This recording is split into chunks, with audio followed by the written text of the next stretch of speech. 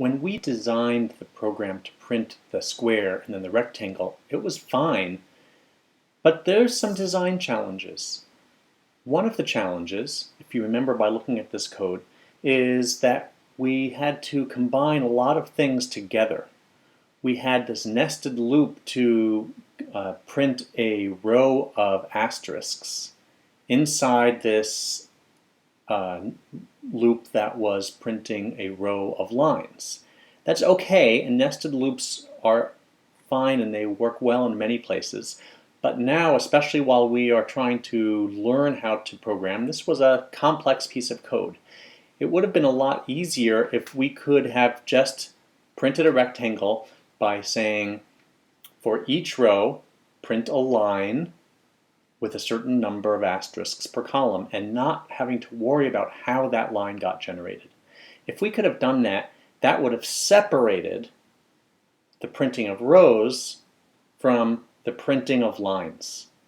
This concept of separation, sometimes called separation of concerns by computer scientists, is very important, and in fact is a fundamental part of all engineering. Whenever you're building a complex system, it's really convenient and efficient and actually improves safety to separate each functional component from the other.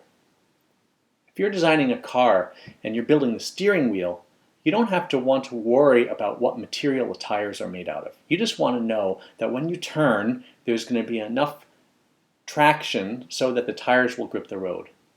Similarly, when you're designing the front tires of your car, you know that they're going to turn, and you know that there's going to be a mechanism to turn them, but you don't want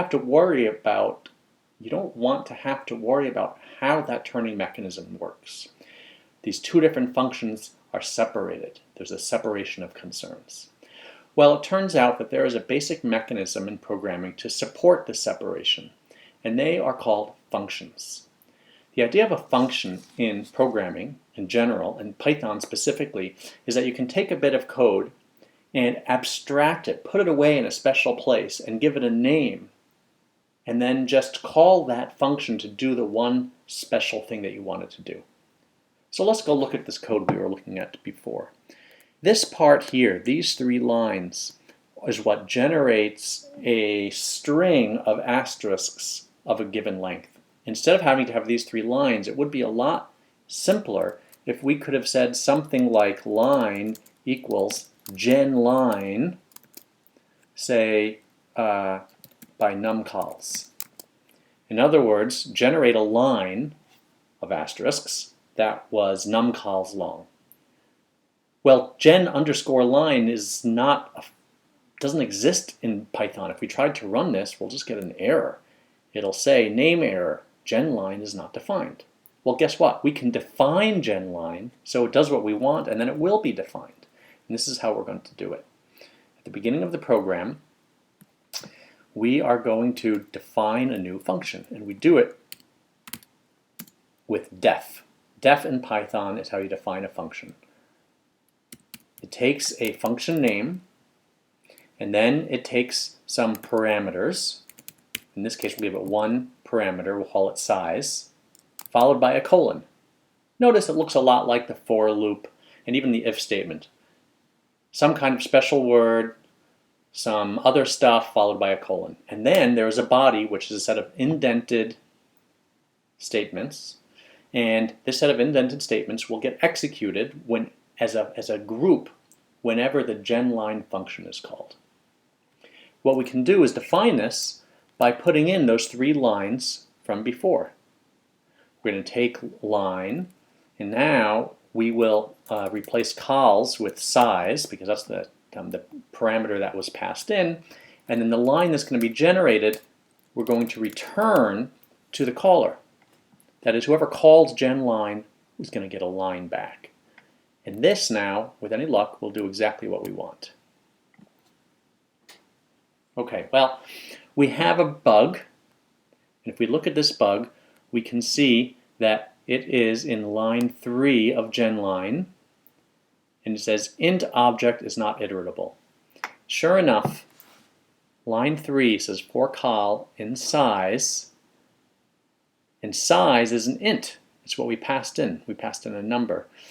But the for statement requires a list. So we need to turn this from an integer into a list. Can you think about how to do that? We've done that once before. And the answer is we can use the range function. The range function takes an integer and returns a list of that's that long. We can now run this, and we're back in business. We've defined a function called genLine. And then we set our variables up here, and then we use it. Notice we have an unused variable. We still defined this thing called cols, which we are no longer using. So we can delete that line of code. We could even combine this. We don't have to have a separate line for making rows. We could just integrate this right into here. Range of num rows. And now we can delete this line. Now it's starting to look a little bit simpler.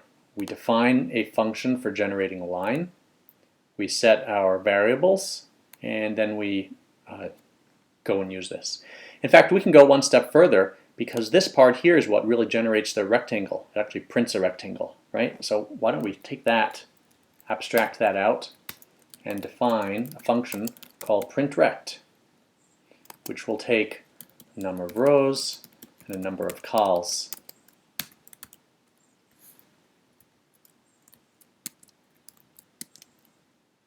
Now, instead of generating these variables, num cols, num rows, we can just use it. Print rect. Number of rows will be 5, and number of cols will be 40, like we had before. You may notice I had a typo here. I left off the S, put that in. And now, with any luck, it will work. Yes, it is. So now we can try changing these parameters. We can print a rectangle that's only 3 rows long. That works. Or maybe it's, or 60 columns wide. That works. Nice. Once you have this simpler abstractions with these functions, not only is your code easier to understand and thus easier to maintain, it's easier to repurpose, to reuse in other ways. For example, suppose we wanted to make a function that printed a square that only took one rectangle, only took one parameter. Well, we can implement a function that prints a square that just takes a single parameter called size, and it can be implemented by calling the rectangle, where we give both the number of rows and the number of columns the same size.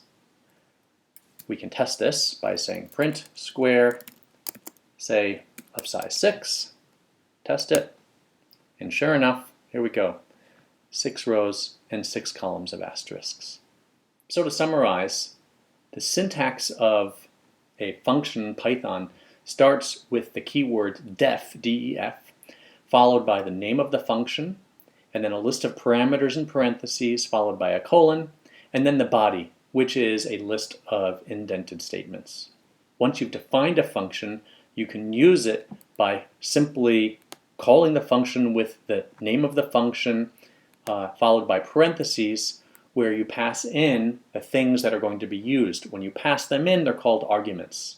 So in this case, we'll say we're calling print square with the argument of 6, and then print square is implemented over here with the parameter size. And that is functions.